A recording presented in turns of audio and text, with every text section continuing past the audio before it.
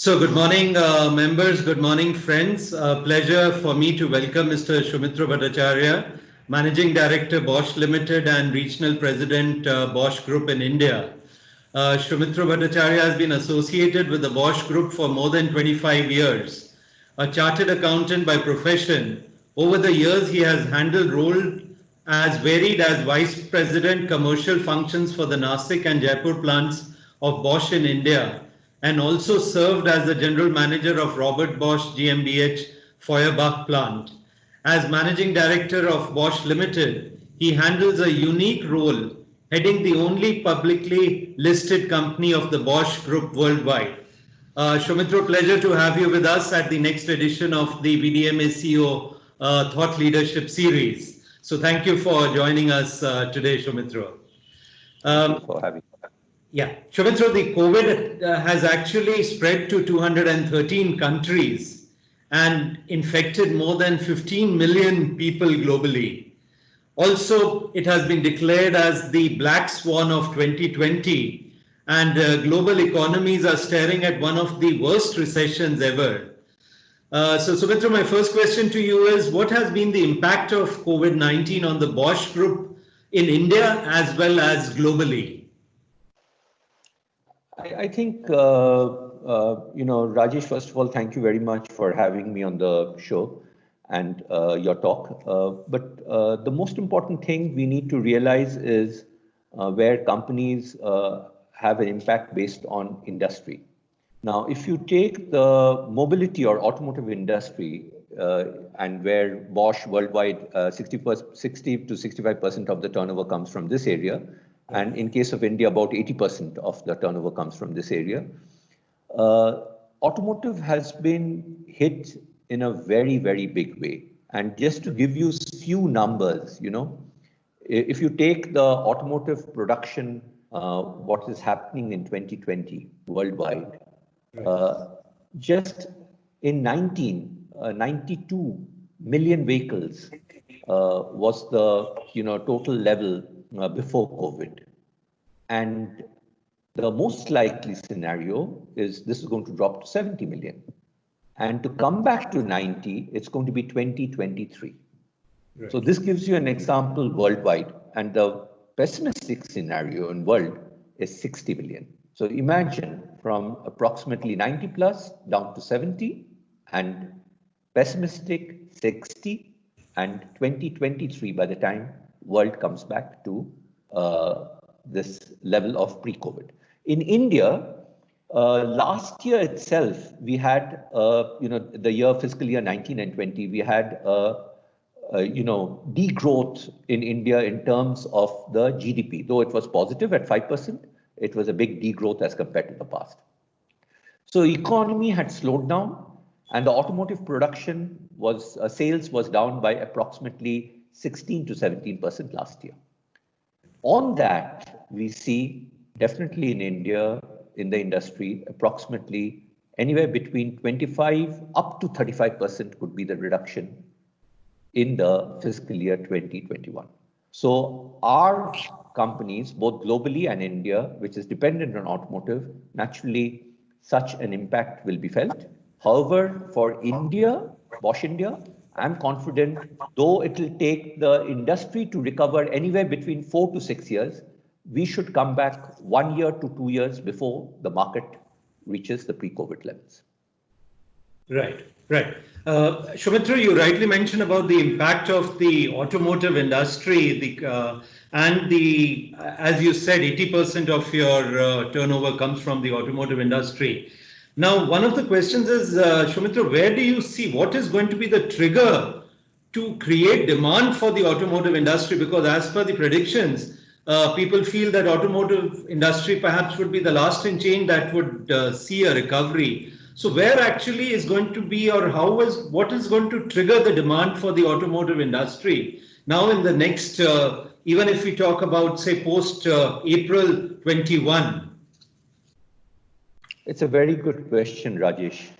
And I think all of us must have a sense of realism and also must have a sense of positivity and hope. Now, if you want to convert hope into positivity, there are both internal and external stimulus. So let me share a couple of examples on both. External stimulus. The industry is greatly dependent on the government impetus, and stimuluses like scrappage policy can take 8 lakh vehicles off the road. We are one of the few countries in the world which doesn't have a scrappage policy. And there are many vehicles which are running, which are 15 years old and even 20 years old. Now, the second one, which can give a stimulus, albeit the government can do it only for a short period, is the GST. Currently, the GST is 28%. If selectively the government does for parts of the industry or the full industry, I believe that can be a very big sale. Now I come to stimuluses which happen also due to nature, public sentiment.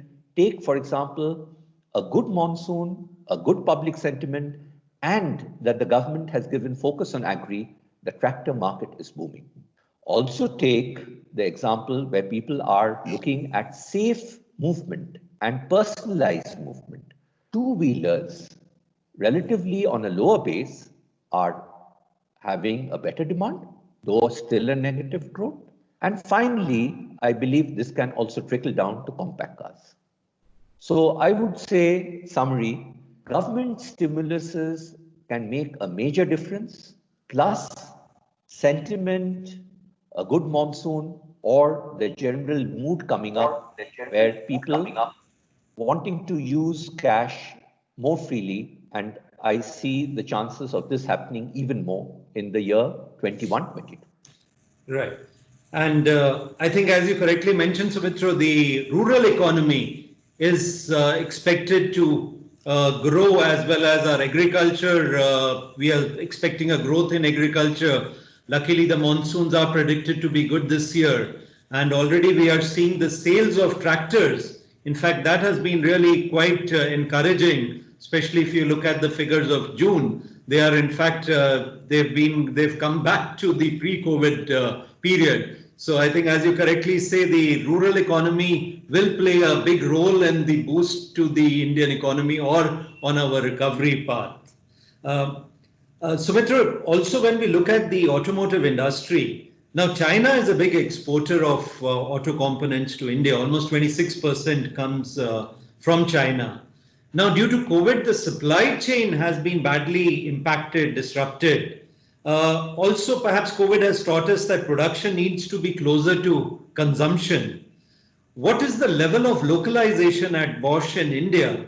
And what are the steps you're planning to mitigate this supply chain risks or supply chain disruptions in the future? Again, a very good question, Rajesh. I think the world has woken up to the fact that approximately 35% of the global supply chain was being driven out of China.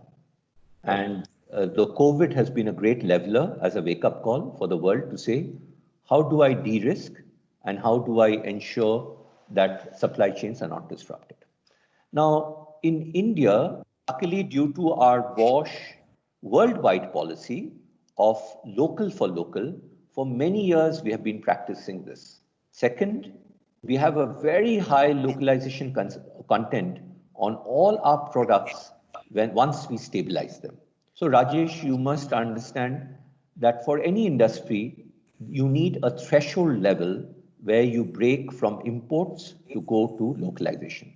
So we at Bosch also follow that. And moment we reach threshold levels, we have a very clear game plan of affordable, innovative production in a localized manner. So we have been practicing this for a long time.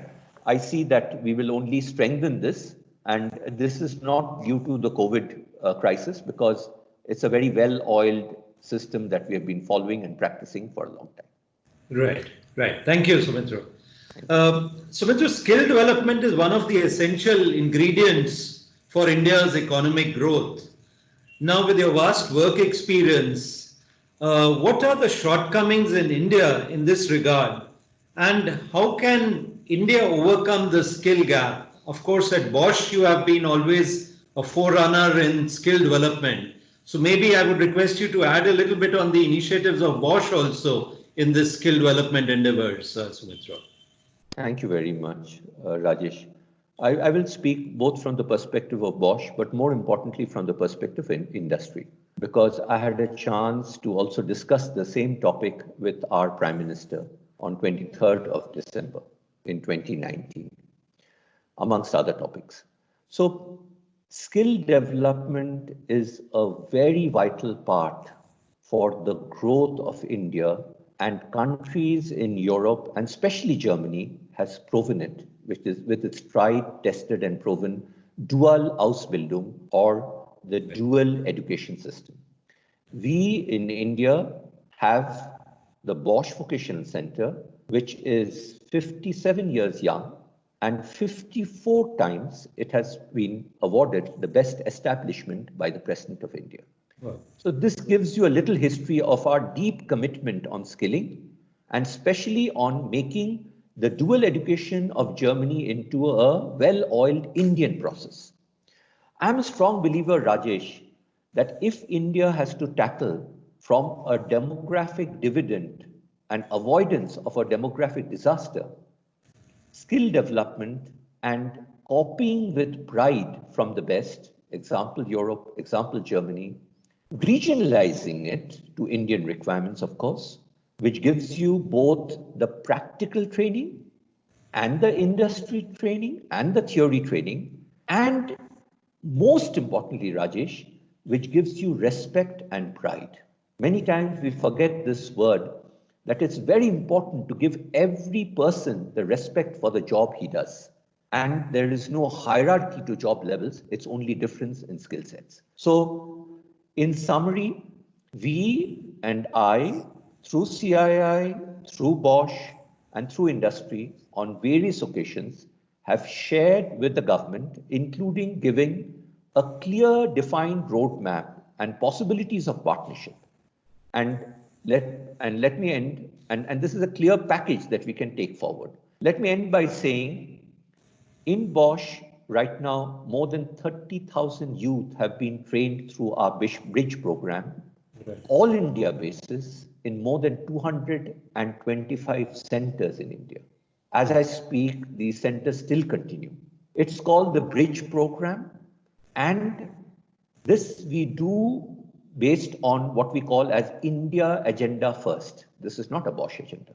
Second, we have already done more than 5 artisan centers across India, which give you world-class artisan training in carpentry, electricians, and plumbing.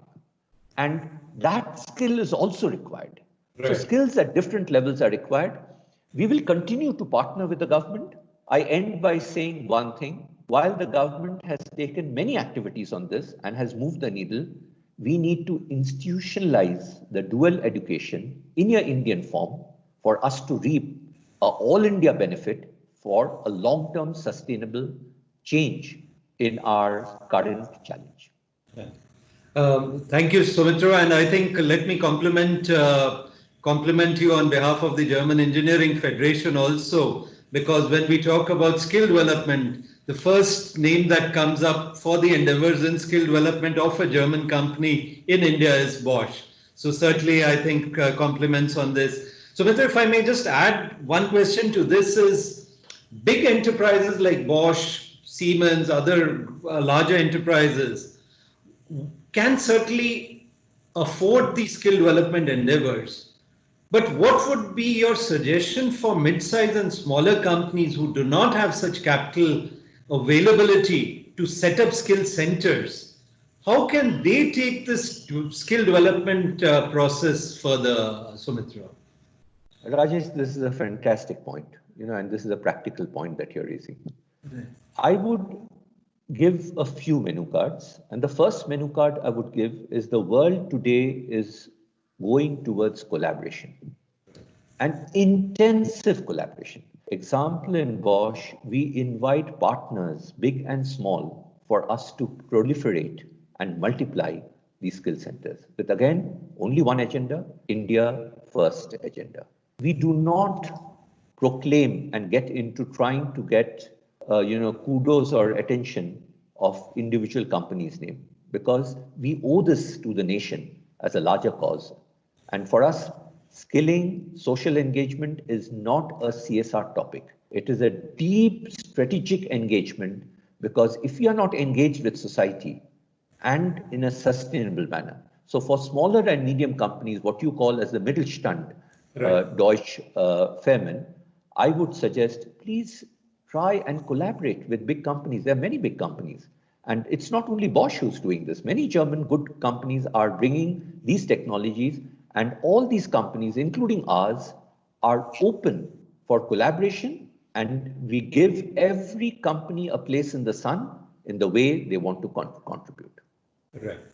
So what you are saying, Sumitra, is the sort of a collaborative effort is required then to take this forward even resource, right, money, and most importantly, Rajesh, what I call a CEO commitment. Right. This project, I can tell you, since it's not a part of our top line or bottom line, needs a very high CEO connect with deep empathy and deep professional commitment. Without that, it will not fly. Right, right. Sumitra, in one of the recent webinars, I heard Mr. Shiv Khera. He mentioned that history is a proof that when employment goes down, self-employment increases or goes up. Now, in this period of crisis, when jobs are at stake, what would be your advice to the young graduates, and which new types of jobs do you think would evolve as we go ahead or post-COVID period, Sumitra? It's again a very, very a deep question, Rajesh. If you notice pre-COVID itself, and if you take the example of the city that you and me live, Bangalore, how come India started having huge amount of startups? Right. Now, if I take a startup need not be a company with huge funding only. Startups can be of various types, from simple mom and pop stores, which are vanishing unfortunately, to digital apps, to various startups of issues which take care of, I will call it the intelligence of the startups being on a digital platform. But I would say a very important change in India, which is happening as compared to our generation, Rajesh, the youth, they are not fearful anymore to listen to the elders and listen to the needs of society. They have the confidence to fly and fly freely. And I think this itself has to be multiplied, not only in the urban space, which is the case, but with a little support from companies like all of us through VDMA, through the IGCC, through individual companies, where we also go into the semi-urban and more important in the rural. That is why we from Bosch are working right now with more than 190 villages in 6 states in India. If all of us in companies can take up a little bit on going back to the villages, the learnings are huge. And then we will also give the chance to the rural youth, because unfortunately, Rajesh, we as companies fall into the trap of only urban focus. 65% of our population is still living in the rural area. And for a long time, 50% of our population will live. Right. And if I may come to the second part of the question, Sumitra, what do you feel that post-COVID, there would be some new types of jobs that would be needed or would be created? True. Employment has undergone a reset in what we call, where 2 years ago we started in Bosch a transformation project well before COVID hit us, called the 3R program. Reskill, restructure, and redeploy. Today, jobs of the past cannot be forcibly carried forward saying India is a cheap labor market. It will not work, Rajesh. Today, we have to look at affordable innovation. So I'm using innovation and affordability together. One of them just will not work. Second, the whole purpose from blue collar to white collar needs a rejig in the skill sets and the work that we will do. Whether it is Industry 4.0, whether it is doing online work, whether it is digital aptitude, whether it is digital fluency, that is a must. Now I come to jobs. Yes, many jobs will disappear. But Rajesh, yes, many new jobs will appear.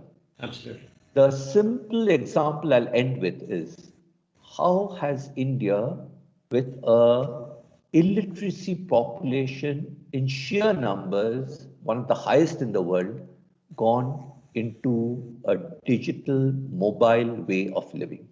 Right. Right. Right up to the poorest of the poor and the most rural and remote part of India. We have the talent, we need to find the way out, and that could be one amongst the many ways, but an important way forward for India. Right. I think a very valid point. Thanks for highlighting that, Shumitro, because I think this is, as you correctly said, although the literacy rate in India, we could still improve it, but certainly when we look, and in many ways, I think during the COVID period also one has seen how digitalization has gone ahead. Platforms like GoToMeeting, all these platforms were perhaps hardly used earlier, but in the last 3 or 4 months, we are using them multiple number of times every day. Yeah.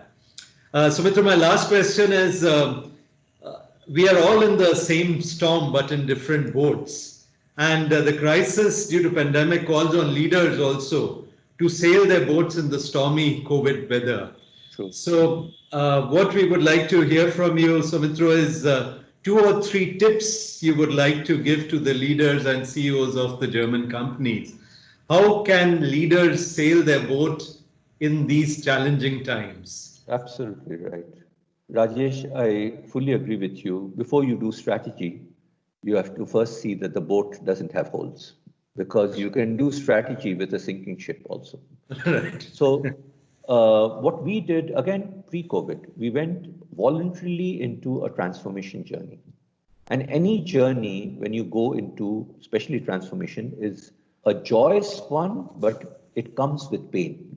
So one has to accept the pain in a joyous way. And we said we want to do it by design, and we want to go through this together to become much fitter for the future. Now, I told you the 3R program. We also have a program called the Lakshya, which is our transformation journey. But I will say few small tips on the crisis in front of us. First one is, we as leaders need to focus massively on liquidity. Cash is king. You know, the top line is just a hygiene.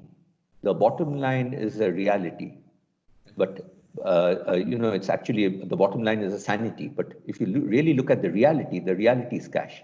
So liquidity focus and free cash flow is a must. That's one. The second one is very strict cost control at a zero base, not cutting from the previous year. This is normally the incremental approach, but looking at things zero base. Today we are looking at work from home in a zero base. Right. And the third one, and very important one, is to take our people along in this journey, confronting the brutal facts, yet giving a hope with concrete examples, because opportunities are always there, even in the toughest of times, including in COVID, there are opportunities. And I would lastly say, radical collaboration. Today, hierarchy has been thrown out of window. Today, roles and job roles are more important than hierarchical positions. And today, skill sets of the new age become more important than hierarchy. So radical collaboration with each other. And finally, something out of the books, we as German companies can also have a mantra saying that while we are proud about our German heritage, we can be equally proud of our deep roots in India, which we as Bosch, we are 98 years, we are deeply proud.